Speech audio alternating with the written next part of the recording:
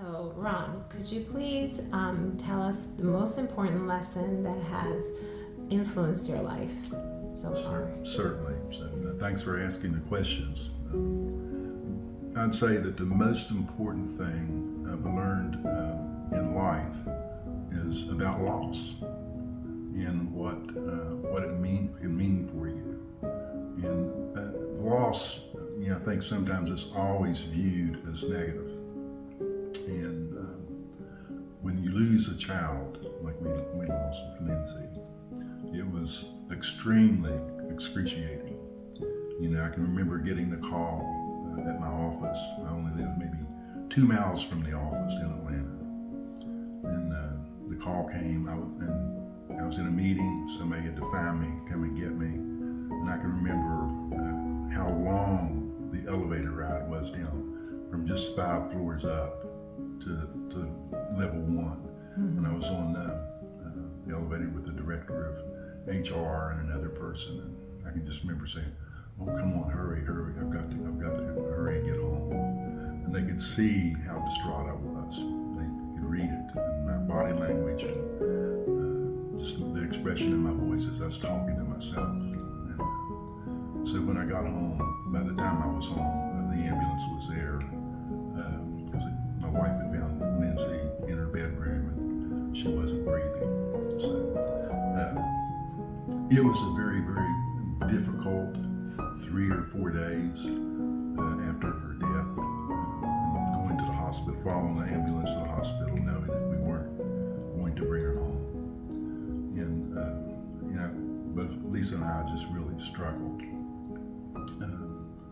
We came home and you just go through those motions. You've probably heard people describe it like that. You just kind of go through the motions of doing the things you need to do. So we did those necessary things. I never cried, for the first few hours, never cried. But late at night, I can remember a deep well of emotion that just made me almost cry out, like you're in excruciating pain. And so that low point right there, the few weeks that followed, and some of the questions that we had about the way she died, those kinds of things, it took us on a journey. And for me, it was one of introspection, of trying to understand and read and feel my way through it. For Lisa, similarly, it was the same thing, but she did something very positive. She turned her life around from the perspective of, she went back to school, got a master's degree, became a counseling specialist with grief, really leveraged that. And for me, I was looking for something different. I was looking for things, trying to grasp why she would be taken from us.